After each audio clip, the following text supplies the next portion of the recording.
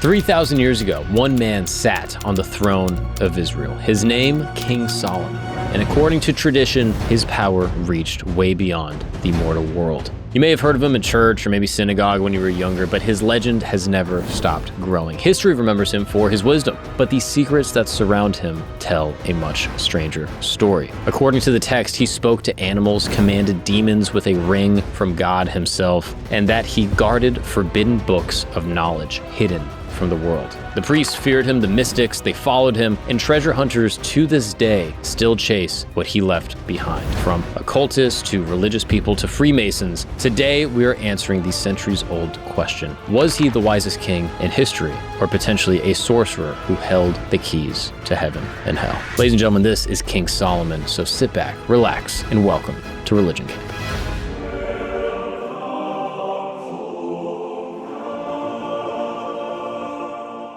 What's up, people, and welcome back to Religion Camp. My name is Mark Gagnon, and thank you for joining me in my tent, where every single Sunday we explore the most interesting, controversial, and fascinating stories from every religion from around the world, from all time, from all the secret texts, all the books, all the stories. We dive in to all of it. As always, I'm joined by my dear friend Christos. How are you, buddy? What's up? All right, so we have too much to get into to hear Christos. My bad. I have another friend named Christoph, and he also yaps too much. It doesn't matter, all right? Because today we're diving into King Solomon. If you are Christian, Jewish, Muslim, you probably heard this guy. One of the things I love about all the Abrahamic faiths is that they all have the same names. You know what I mean? You'll meet a guy named Saul, right? Maybe a Jewish guy, but his real name's Solomon. Christians don't really name their kids Solomon as much, but you hear it. And then Suleiman, the Muslim name, obviously based off this guy. He is very important to the Abrahamic religions, but also to Freemasons, and today we're going to figure out how it all ties together. Now, as always, if there's a part of this story that delineates in your faith, my bad, all right? I do my best on this show to understand the core teachings of all the faiths from around the world and try to understand where we are more similar than different, okay? That is my goal with this show, is I want to understand people, and in order to do that, I think you need to know the God that they worship. So, Solomon is important to all of them. As you know, he's the second child born to King David and Bathsheba, and the fifth of David's sons. And although there's, not a ton that we know about his childhood, it is known that the prophet Nathan, who had a lot of influence in the courts, was his tutor. And accordingly, Solomon would have received, a lot of grounding in Jewish civil and religious teachings throughout his childhood. And his position in the court was enhanced by his mother, who was extremely intelligent and had a lot of influence over the king. That's basically what we know about his early childhood. But let's dive in to his anointing and the rise to power. So, King David, as you know, the great king, is nearing the end of his life, and there's a crisis over the succession, right? Which, is a tale as old as time.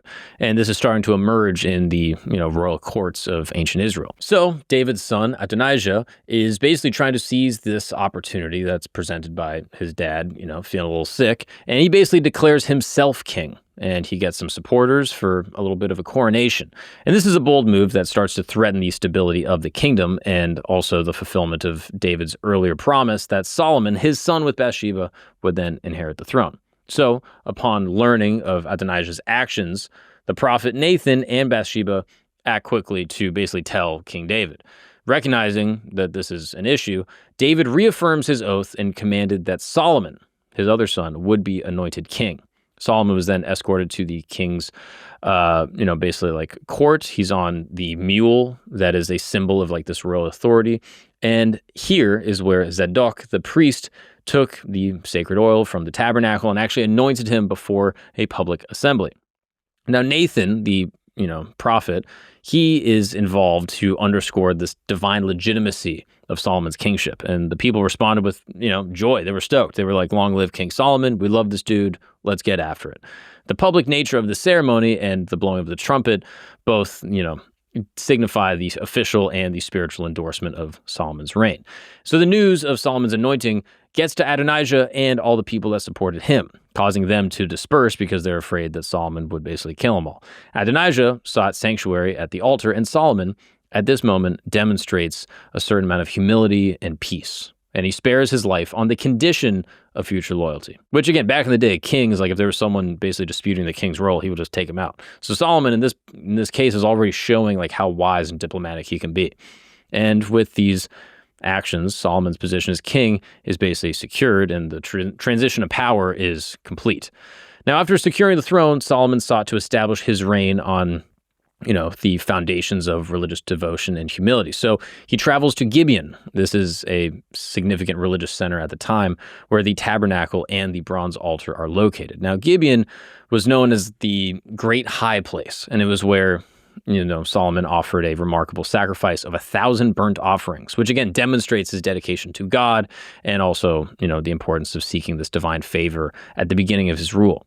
Now, during his stay at Gibeon, Solomon experienced a profound spiritual encounter. In this dream, God appears to him and basically invites Solomon to ask for anything that he wants. Rather than requesting wealth or to live forever or defeating all of his enemies, like literally God is showing up to him and be like, all right, you have one wish. What do you want it to be? Solomon asked for a discerning heart and the wisdom to govern the people justly. I mean, once again, just like the ultimate dude. I feel like if God came to basically anyone on earth and was like, hey, you got one wish, most people would be like, dude, Nintendo Switch? Like, I feel like we would all blow it. But Solomon was smart enough to be like, I want just wisdom. Guide me to guide these people. And this request, again, reflects the awareness of this responsibility of the kingship and his desire to actually prioritize the people over his own personal ambitions. And God is stoked with Solomon's request. And in response, God not only grants him with unparalleled wisdom, but also promises him riches and honor and a long life if he remains faithful. And this divine promise, again, kind of separates Solomon from all the other rulers of his time and kind of puts him in this unique position to actually bless the, ancient Israelis and, guide them on their journey. Now, Solomon's wisdom extended beyond legal judgment to encompass knowledge of natural sciences and music and parables, and as later biblical accounts and traditions will attest to. And his reputation as like this wise and just ruler was known throughout the ancient world and attracted a lot of attention from foreign kings and dignitaries, and really solidified his place in history as the sort of archetypical wise king. And the events at Gibeon set a precedent for this godly leadership. Solomon really kind of showed the importance of like seeking this divine guidance, and his humility and his devotion at the beginning of his reign establish a model for all the future leaders, as we'll see throughout the Bible. Now, Solomon's wisdom was not only evident in his, famed judicial decisions, but also in his approach to governance and admin. So upon consolidating his rule and kind of, making everything square, Solomon undertook a comprehensive recognition of the political structure of his nation. And so he created, well-ordered bureaucracy and appointed like cabinet officials with like clear roles. This includes Azariah as the chief of the other officers and Ahishar as the palace administrator and a bunch of other sort of bureaucratic things. And this marked a shift from the charismatic tribal leadership of a lot of his predecessors and a more centralized, almost modern-looking political system of the ancient world. One of the key aspects of Solomon's like early admin stuff is really reforming Israel into 12 districts, each overseen by like a governor. And these districts were designed to be roughly equal in population and resources and intentionally disregarded like the traditional tribal boundaries. And each governor is responsible for providing provisions for the royal household and ensuring, food supply and resources to support the court. And this system not only facilitated, resource management, but also reinforces the centralized royal authority. And it's a very modern system specifically for this time. Now, Solomon's reforms and a lot of his ambitions came through these building projects. So this includes the temple and his palace, and in some ways they came at a cost to the people. So this new system imposed, heavy taxation and a lot of labor, and it disrupted some of the traditional agrarian elements of the economy at the time and really kind of put a burden on some of the landowners because they were like, hey, we need farmers, and now they're building this temple, etc. And while this enabled a lot of growth, it also created some seeds of, discontentment amongst many people in the tribes that resented the tax and, the labor. What's up, people? Let's take a break really quick because I want to talk to the fellas. Let me ask you something. Are you stuck? Do you feel like you're struggling with work or relationships or maybe your marriage, or just feeling like you're not like the dude you want to be? You ever just, thinking to yourself like, man, I should be farther along right now. I just get caught in these cycles where I just kind of lose self-control. Well, here's the thing that nobody likes to admit. It is possible that porn might be part of the problem. Now, yes, I know, I said the P word. Now, look, I don't want to be overly moralistic here, okay? But if you're someone that struggles with pornography, and research has shown that regular porn users actually leaves men feeling more anxious and less connected, and ironically less satisfied. And then it creates a cycle that then you got to be a little secretive about, and you tell yourself like, oh, I'll quit, and then you come back to the same cycle, and now you're in a trap. Well, that's where Relay comes in. Relay is a therapist-backed app with actual clinicians designed to help men quit pornography and actually feel better and get control of their lives. And the difference with Relay is that you're not doing it alone. With Relay, you basically join a small group of guys that are kind of on the same road. They're sharing accountability and encouragement and actual tools to help when triggers hit and you're feeling, anxious or alone. Relay helps you feel a little more connected. And you can stay totally anonymous, but for the first time, you're not going to be in this battle alone. I mean, think of it like a gym membership, but with your brain and for your habits and for the future of your relationship maybe, right? Thousands of men and their families are already seeing some change because the men in their lives are a little bit less stuck. So if you're feeling stuck, check out Relay. Don't wait another month to be the man that you want to be today, and you can break the cycle with Relay. So go ahead and use the code GAGNON, GAGNON, for a 7-day free trial if you feel like this thing has just got a grip on you that you're not able to let go. That is Join Relay, JOIN, Relay, RELAY.app, app/camp, and use the code GAGNON for a 7-day free trial. Don't put it off. Be the man you're supposed to be today. Now let's get back to the show. Now, Solomon's reign is widely recognized for ushering in this political and economic stability in ancient Israel. So after the turbulent years of David's rule, Solomon maintained peace on all borders and allowed for the consolidation of the kingdom and the flourishing of, commerce and agriculture. So this absence of large-scale warfare during his rule really enabled the kingdom to focus on development and wealth accumulation and as it's reflected in a lot of the biblical accounts and a lot of corroboration from, the study of like the regional power dynamics, really helped Israel flourish in this time. And a cornerstone of Solomon's political strategy was the use of diplomatic marriage to secure alliances. The most prominent of these was the marriage of the daughter of the Pharaoh, the king of Egypt. And in this union, described in multiple biblical passages, signified a major diplomatic achievement, as Egyptian royal daughters were rarely given in marriage to foreign rulers. And a lot of scholars will note that this alliance not only enhanced Solomon's prestige, but also brought a ton of benefits, including the city of Gezer as a dowry, and it also strengthened Israel's strategic position. And this marriage is discussed a lot in academic literature as a reflection of sort of Solomon's status and his influence of Egyptian culture and politics. And Solomon's reign also saw the expansion of a ton of trade networks, as you can imagine. And this contributes, again, to Israel's emergence as this regional economic power. And through these alliances, specifically with Tyre, Solomon secured access to goods and raw material and artisans. And these trade routes extended into Arabia and even beyond, and it brought in a ton of gold and other valuable commodities. And the wealth generated from these activities is documented both in the Bible, but also in archaeological research, which again points to this prosperity and international connection of Israel under Solomon's rule. Now, maybe for Solomon's most, renowned achievement is the building of the first temple. And this is important because this is going to come up with a lot of the Freemason stuff later. So track this part. Basically, the Israelis at the time had a vision for a central sanctuary in Jerusalem, and it started with King David, who sought to build a permanent dwelling place for the Ark of the Covenant. Now, if you don't know what the Ark of the Covenant is, it's very important to the ancient Israelites. Now, according to the biblical narrative and supported by some analysis from the Jewish Theological Seminary, David was not permitted by God to construct the temple himself because he had been a warrior and he himself had shed blood. Now, instead, the task was entrusted to his son Solomon as a fulfillment of this sort of divine prophecy that David's lineage would establish this house for God. Now, the inheritance of David's vision really provided both the religious and the dynastic legitimacy for Solomon's project. A crucial element in the construction of this first temple was Solomon's collaboration with the king of Tyre, whose name was Hiram. And this was, Tyre at the time was a leading sort of Phoenician city-state. And this alliance is well documented in, biblical accounts as well as historical accounts. Hiram supplied Solomon with cedar and cypress wood from Lebanon, as well as a lot of craftsmen and artisans, as the Phoenicians were known as, very skilled sort of like, sailors and, artisanal crafts and things like that. And this also included the renowned master builder Hiram Abiff, or Hiram Abiff. I'm going to say Hiram because that's how my Mormon friends say it. But Hiram Abiff is, he's significant, so remember that name. In exchange, Solomon provided agricultural products and later ceded towns in Galilee to Hiram. And this partnership once again showed the close economic and diplomatic ties between the Israelis and the Phoenicians in the ancient world. Now, the construction details of the temple are described in the biblical books of Kings and Chronicles, as well as a lot of archaeological records.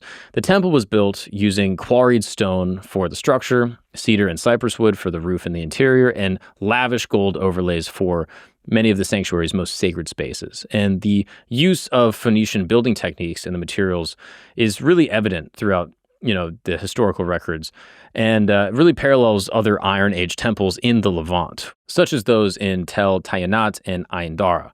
The combination of these local imported resources, along with the employment of many laborers and artisans, made the temple this monumental achievement in the ancient world, both for craftsmanship and art, as well as engineering.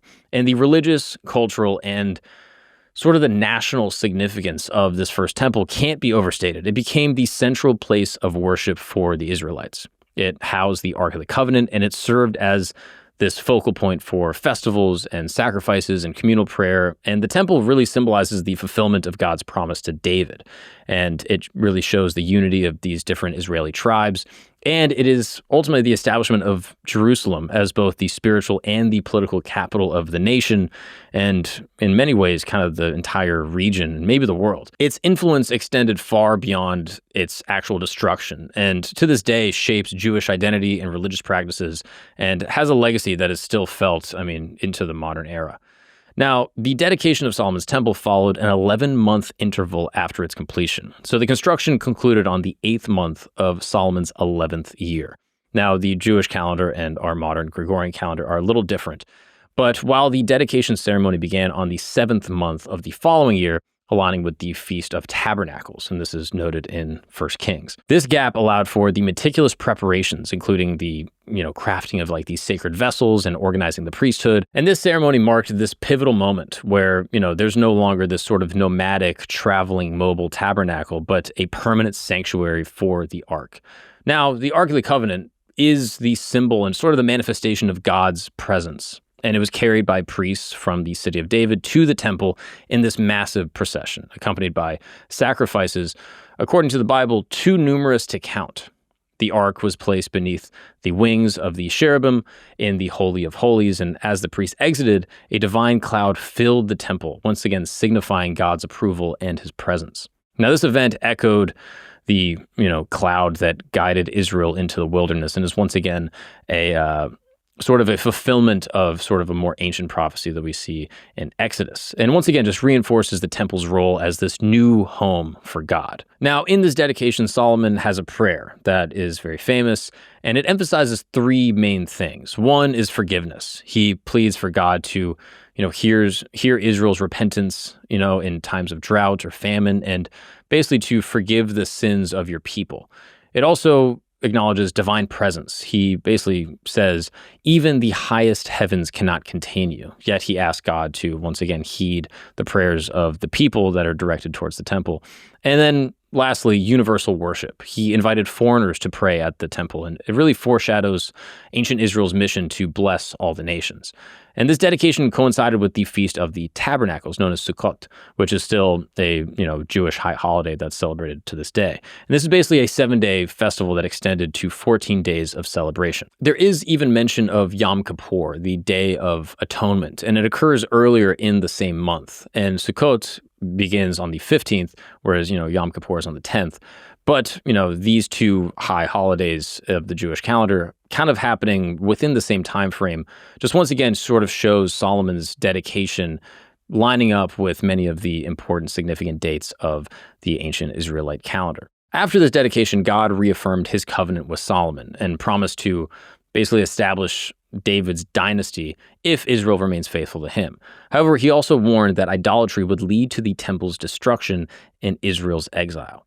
Now, this condition of the covenant, has been analyzed by many different scholars throughout the years, really underscores the moral responsibility tied to the divine blessing. Solomon's later apostasy, and we hear about it in 1 Kings, basically in his old age, he falls into sin despite all of his wisdom, kind of in a tragic way fulfills some of these warnings and really illustrates the peril of, these sort of conditional covenantal loyalties that the Israelis faced. Now, that construction was just of the temple.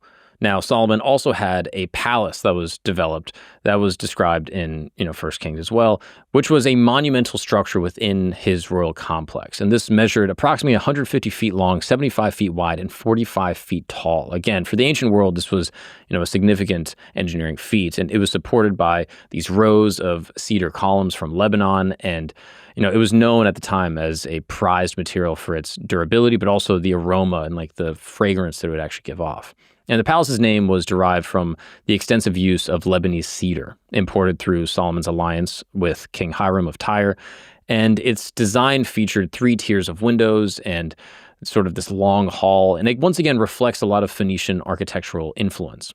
And the palace also served as an armory. It housed Solomon's shields and his weapons, which once again just symbolizes the military strength as well as the, opulent diplomacy that Solomon's reign sort of symbolized. Solomon's throne, which is also detailed in the Bible, was this extraordinary symbol of divine kingship. It's crafted from ivory overlaid with gold, and it featured 6 steps flanked by 12 sculpted lions, 1 at each end of every step, and armrests adorned with additional lions. It also highlighted a golden footstool and once again just emphasized the throne's elevated status. The lions, which, as you can imagine, are a universal symbol of royal power in the ancient Near East, and really just once again underscored Solomon's authority and his God-given wisdom. The throne's design, unparalleled in really any other kingdom in the area, once again reflected Israel's unique identity as the nation governed by God. Now, Solomon has his temple built, he has his palace built, and now he's being known throughout the ancient world. So the Queen of Sheba, having heard of Solomon's wisdom and his relationship to God and, his connection to his people, traveled to Jerusalem with this grand caravan and brought spices and gold and all sorts of stones. And according to the biblical account, her purpose was to test Solomon with difficult questions and riddles, and this was a common practice amongst, many ancient monarchs to assess the intellect and the discernment of other kings in the region. And Solomon answered all of her questions. Nothing was too difficult for him to explain. The biblical narrative emphasizes that the queen was really impressed by his wisdom and the splendor of his court and the palace and the organization of his kingdom, and according to the account, it left her breathless with astonishment. And rabbinic and even midrashic tradition further elaborate on the riddles that she posed. The visit of Queen Sheba really just stands as a testament to Solomon's international fame in the region, as well as his reputation for wisdom. Now, Solomon's personal life at certain points was a little crazy, if you ask me. So Solomon's reign was marked by an extraordinary number of marriages, 700 wives, who, many of which were princesses, and 300 concubines. And this is all according to 1 Kings. These marriages were not solely for, obviously personal pleasure. They were strategic alliances with foreign royal families intended to secure this political stability. So each princess established a treaty or an alliance, and once again reflected a common practice used in the Near East of, monarchs basically using marriage as a tool for diplomacy. I mean, if you don't know, basically if, you're a guy from a different tribe, if, this king marries your daughter, he's going to have a vested interest in your success, and the two of you basically are like, hey, we're cool. So 700 of these alliances, ostensibly existed in Solomon's reign. This policy also meant that Solomon's court became like this cosmopolitan center and had, people and women from all over, the region basically sort of going back and forth and discussing different ideas and really introduced a diversity of cultures and beliefs to Israel's royal household. And this influx of foreign wives brought with them their, native customs. So over time, Solomon tolerated and even facilitated their worship by building high places and shrines for some foreign deities, such as Ashtoreth, Molech, and Chemosh. And this is once again noted in 1 Kings. This accommodation is in some ways a violation of the commandments given to Israel, which warned against, intermarriage with nations that practice idolatry or against the worship of other gods. And the biblical narrative emphasizes that Solomon's heart was turned away from this exclusive devotion to the Lord, and he became entangled in, pagan worship basically by proxy and by basically allowing idolatry to flourish within this realm. Now, the biblical authors are pretty clear in their critique of his, sort of freedom of religion, right? His willingness to blend the worship of, the God of Israel and that of the foreign deities, is seen as a grave spiritual failure, and once again sets a precedent that would plague Israel for generations. And this mixing of elements of different religions, according to many scholars, undermines the covenant and leads to national instability. As a result, God pronounced judgment. The kingdom would be torn apart after Solomon's death, with only a remnant left to his descendants. And the seeds of Israel's eventual division and later exile are in some ways sown in Solomon's religious compromises. And this once again just becomes a cautionary tale for future generations about the dangers of the exclusive loyalty to God. Now, one of the interesting elements of Solomon is that in many post-biblical sort of Jewish, Christian, and Islamic traditions, Solomon is not only remembered for his wisdom, but also for his possession of esoteric knowledge, specifically in the realms of like magic and demonology and control over the spiritual world. These traditions are most prominently recorded in the Testament of Solomon, which is a pseudo-epigraphical text from the early centuries after the death of Christ, which presents Solomon as the master of spirits and demons, and basically uses this divinely given ring, like a literal ring that he wears to command and interrogate them. So this work, while not part of the canonical scripture, reflects this enduring fascination with Solomon and his supernatural abilities.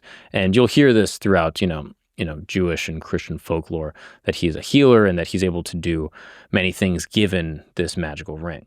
So according to the Testament of Solomon, it describes how Solomon, aided by this magical ring given to him by the archangel Michael, was able to summon, control, and interrogate a bunch of different demons, and basically compelled them to assist in the building of the temple in Jerusalem, and also to reveal cures for various ailments.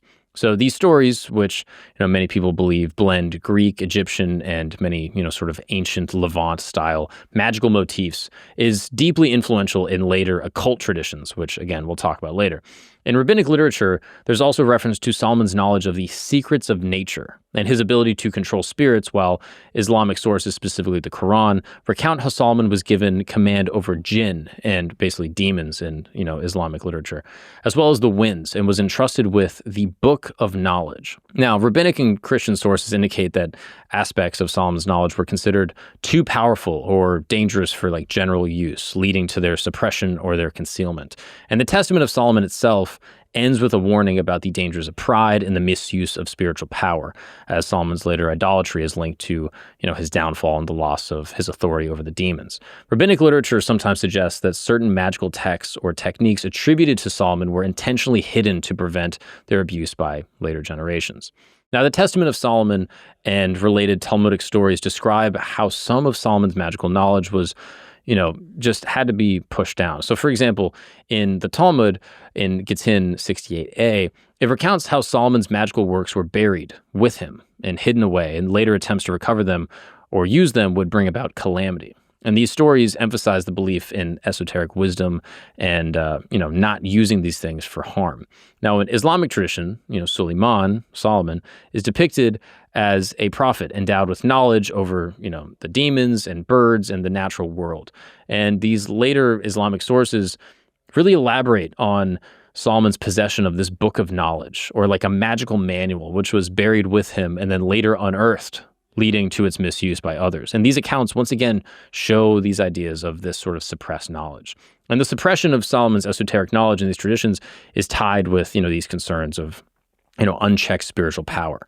Now, it is this point about Solomon and sort of his legacy that I'm personally the most interested in. I mean, it really has influenced a lot of occult attitudes. And, in medieval and early modern Europe, this idea of Solomonic magic is a central theme in occult literature.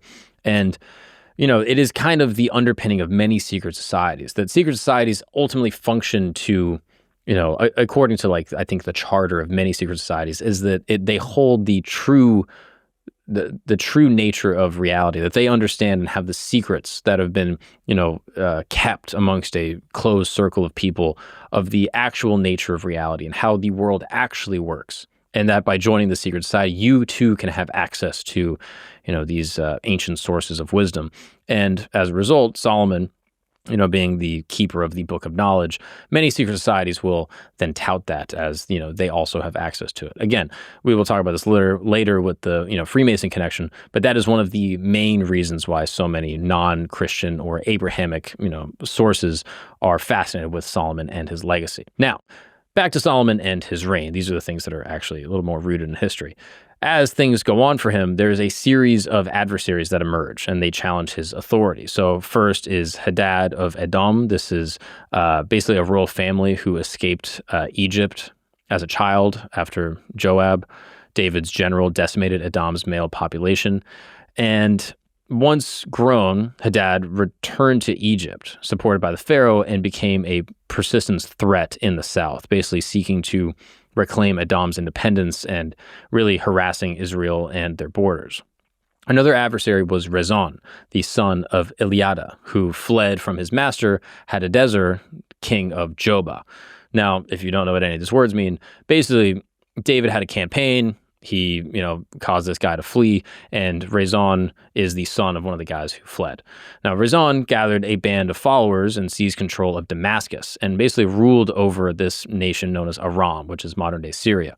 And it, once again, maintained a hostile stance toward the ancient Israelites throughout Solomon's reign. And the third and most consequential adversary is Jeroboam, the son of Nebat, an industrious official who Solomon had placed over the labor in the house of Joseph. Now, Jeroboam, his leadership and a lot of his ambitions positioned him as a focal point for a lot of internal dissent, specifically among the northern tribes. And the rise of these adversaries coincided with prophetic warnings delivered by Jeroboam to Ahijah, the Shilonite. Now, the rise of these adversaries coincided with a prophetic warning delivered to Jeroboam. Now, as Jeroboam was leaving Jerusalem, Ahijah, another man from the region, basically met him and dramatically tore a new cloak into 12 pieces, giving 10 to Jeroboam as a sign that God would tear the majority of the kingdom from Solomon's dynasty due to Solomon's idolatry and disobedience. Only one tribe would remain under Solomon's descendants for the sake of David and Jerusalem. This prophecy, recorded in 1 Kings, made clear that the kingdom's division was a direct consequence of Solomon's abandonment of the exclusivity to worship the God of Israel. Now, following this prophecy, Jeroboam's opposition to Solomon became more pronounced. Solomon, aware of this threat, sought to kill Jeroboam, prompting him to flee to Egypt, where he found refuge with the king. Jeroboam remained in Egypt until Solomon's death, and afterward he returned and led the northern tribes in their rejection of Solomon's son, Rehoboam, ultimately becoming king over the new northern kingdom of Israel. And these events once again marked the beginning of this divided monarchy and a turning point in Israel's history that fulfilled the prophetic warnings and once again showed the consequences of Solomon's religious choices. Now, Solomon has a, ostensibly long reign, about 40 years, and he it's not clear exactly how he dies according to the biblical account, but he dies of natural causes. And after his death, his son ascends to the throne, and almost immediately, the fragile unity of Israel is tested, and you have this breaking apart of this kingdom that Solomon had overseen. As we've already discussed, Solomon had certain taxation as well as sort of mandatory labor policies amongst many of the tribes, and many of these tribes were pissed off about it.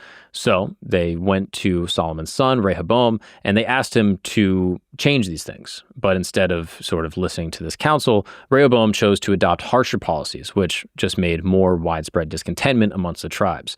This led 10 northern tribes to reject this Davidic monarchy, and they proclaimed Jeroboam, this guy that fled to Egypt and came back, as their new king and the forming of this new independent kingdom of Israel. Only the tribes of Judah and Benjamin, along with the Levites, remained loyal to Rehoboam, who continued to rule from Jerusalem over the kingdom of Judah. And this schism fulfilled, once again, another earlier prophetic warning and marked the formal division of this once united nation.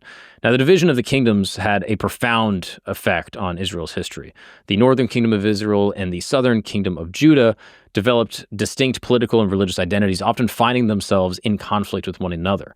And this unity achieved under David and Solomon was never restored. And the two kingdoms eventually fell to foreign powers, Israel to Assyria in 722 BC, and Judah to Babylon in 586. And this split also set the stage for centuries of prophetic activity and reform and theological reflection on the causes of this national disunity. And despite his accomplishments, Solomon's legacy is in some ways marked by the fragmentation of this nation, a turning point that shaped the subsequent narrative of the Hebrew Bible and really the history of the region. Now, Solomon is traditionally credited as the author of three major biblical works: Proverbs, Ecclesiastes, and Songs of Songs, also known as Songs of Solomon, per the name. The superscriptions of these books, such as the Proverbs of Solomon, son of David, king of Israel, and references to Solomon's name throughout the Song of Songs, support this attribution. Ecclesiastes begins with, quote, "the words of the teacher, son of David, king in Jerusalem," which, Jewish and Christian tradition have long interpreted to be Solomon, even though the book itself is technically anonymous. Many modern scholars debate the extent of his direct authorship, and, they argue for later editorial editions or sort of compilations. The prevailing historical and religious tradition holds that Solomon was the primary source for these three books in the Bible. Each of these books explore distinct theological and philosophical themes. So Proverbs is a collection of sayings and instructions emphasizing practical wisdom and conduct and the fear of the Lord as the beginning of knowledge. It also offers guidance in daily living and relationships and the pursuit of righteousness. Ecclesiastes, often regarded as more philosophical, reflects on the meaning of life and the limitations of human understanding and, the fleeting nature of worldly pursuits. There's a famous refrain, "Vanity of vanities, all is vanity." And once again, just expresses this, kind of practical view of life's impermanence and the need to find meaning beyond the material. And Song of Songs stands apart as a poetic celebration of love and beauty, and it's often interpreted allegorically in a lot of Jewish and Christian traditions as representing the relationship between God and his people, or Christ and the church. And collectively, these works address the fundamental questions of existence. Now, Solomon's role as this, sage and an author really established him as a central figure of wisdom and, in tradition and what it means to be human in the region. Now, in Islamic tradition, Solomon, again, Suleiman, is revered as a prophet, endowed with wisdom and this special knowledge, and his legacy is reflected in the Quran and a lot of other Islamic literature. According to these traditions, Solomon's literary and intellectual contributions influenced theology and philosophy and a massive, cultural understanding of wisdom for millennia. Now, time for the maybe most fascinating, but also, most difficult to pin down part of King Solomon's legacy, and that is his role in Freemasonry. And now this connection actually began many centuries after Solomon actually lived. And this connection tells us more about the goals and the beliefs of the Freemasons than it actually does about the historical King Solomon. But I don't think you can talk about Solomon without talking about, this famous group that kind of co-opted his ideas. Now, modern Freemasonry officially started in June of 1717, when 4 London lodges met at a tavern, and they formed the first Grand Lodge. And they chose this guy, Anthony Sayer, as their first Grand Master. Now, this date marks the beginning of organized Freemasonry as we know it today, but the roots of Freemasonry go back way further. During the Middle Ages, stonemasons who built cathedrals and castles basically formed groups called guilds. As fewer big buildings were constructed, these guilds began accepting members who weren't actual stonemasons. These new members were then called speculative masons because they were interested in the moral teachings and the philosophy rather than the actual stonework. And this change happened gradually during the 1600s and early 1700s. By 1646, Elias Ashmole wrote about joining a Masonic lodge, even though he wasn't a stonemason. During the Age of Enlightenment, educated men wanted places to meet and discuss philosophy and morality and how to improve themselves as people. And throughout these discussions, Solomon came up a lot. Now, Solomon wasn't always central to Freemasonry or occult texts. So early Masonic documents from 1726 show that they originally used the story of Noah and his 3 sons as one of their main teaching stories, but this changes around the 1730s. And this shift to using Solomon's story appeared first in a book called Masonry Dissected in 1730 and was firmly established by Dr. James Anderson's work, Constitutions of the Freemasons. And this happened in 1738. Anderson wrote that when Solomon's temple was finished, quote, "their joy was soon interrupted by the sudden death of their dear master, Hiram Abiff, whom they decently interred in the lodge near the temple." Now, remember Hiram Abiff, this is the sort of the main guy that was guiding this construction project of the temple. He was, a skilled artisan and craftsman that actually created the Temple of Solomon. Now, the choice of Solomon and his temple made sense for an organization that focused on building good character as well as, building beautiful churches and big buildings. Solomon represented wisdom and justice and leadership by God. His temple became a symbol for that kind of moral building that the Freemasons wanted to do in their own lives. Now, the story of Hiram Abiff is a little complicated. So the most important thing to sort of understand that connects Freemasonry and Solomon is this guy. Now, this story is central to third-degree ceremony in Freemasonry. And according to the legend, Hiram Abiff was the architect that was building Solomon's temple and working alongside King Solomon and Hiram, who is a different Hiram, who is the king of Tyre. Now, the story tells how 3 workers tried to force Hiram Abiff to tell them the secret words of a master mason. When he refused to break his promise and reveal the secrets, they killed him. And then they buried his body outside of Jerusalem and marked the grave with the branch of an acacia tree. Now, this story is based loosely on the Bible. So, in Kings, they mention a skilled craftsman who worked on Solomon's temple, and the Bible describes him as the son of a widow who was very skilled. However, the Bible says he mainly worked with bronze and metal, not that he was the chief architect. Scholars today understand that Hiram Abiff's story is meant to teach lessons and not necessarily to record history. Some research suggests that John Theophilus de Ségulier probably created a version of the story in the 1720s, kind of using older European stories as inspiration. And once again, the story teaches us, Masonic values, which are, keep your promises and integrity over safety, and the idea that people can be reborn both morally and spiritually. And it's also worth noting that in Freemasonry, Solomon's temple represents more than building. It symbolizes the perfect human soul in this ideal society. And the process of building the temple parallels the 3 degrees that Freemasons go through, which is an entered apprentice, a fellow craft, and then a master mason. And the different workers on the temple, once again, represent different stages of personal growth. So you have these apprentices and craftsmen who are at the beginning of their journey of development to being an enlightened person. They're learning to shape their character like masons will shape like a rough stone. And then you have the master masons, who are those who have gained the wisdom and the skill to then guide others.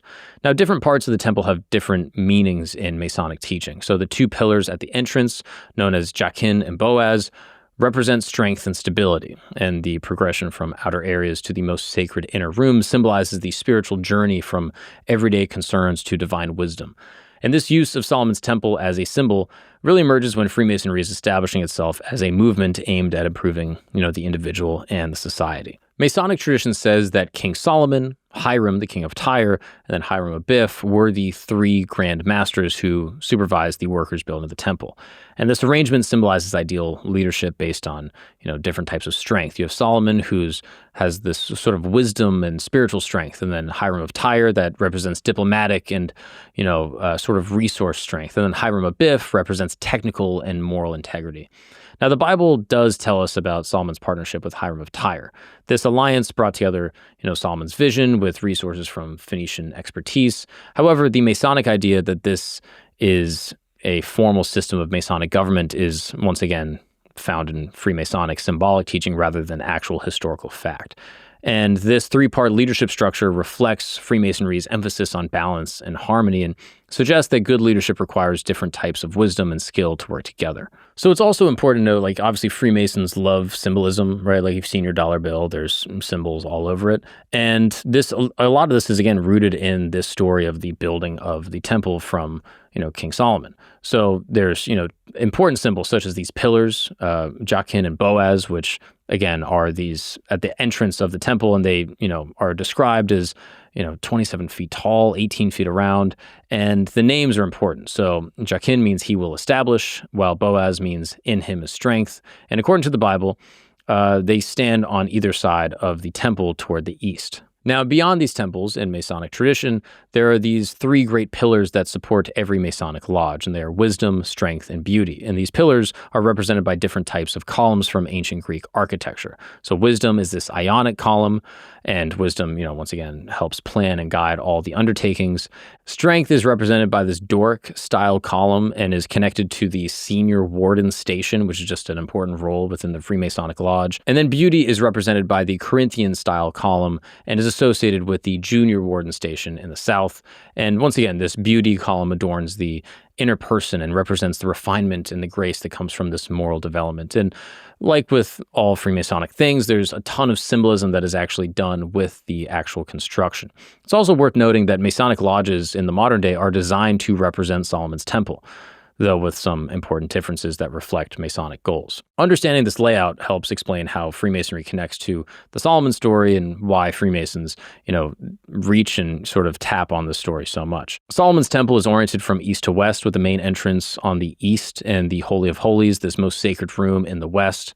People would enter from the east and move towards the west to approach this holy place. However, Masonic temples are oriented in the opposite direction, from west to east. And in a Masonic lodge, people enter from the west and they face towards the east. And these different orientations, if you ask the Masons, basically represent different teaching purposes. So in Freemasonry, the east represents enlightenment and knowledge and spiritual development. And the worshipful master, which is a role within the Freemasonic structure, sits in the east and represents the goal towards which all Masons should strive.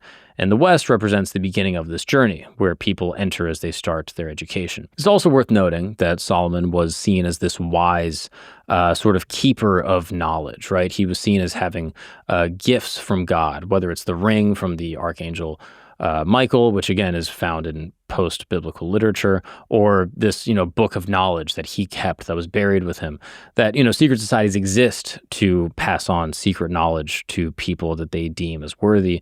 And Solomon is seen as the zenith or the pinnacle of humans having the understanding of the divine. So once again, you have a ton of different connections that Freemasons, I think, are attaching to, where you have this building of the temple, which connects with their Freemasonic ideas, but you also have the spiritual and moral ideas of, justice and wisdom and having sort of divine access to God and being the keeper and the sort of person that can actually guide demons and control the spiritual world, which are all things that show up in occult literature that the Masons are obviously very interested in.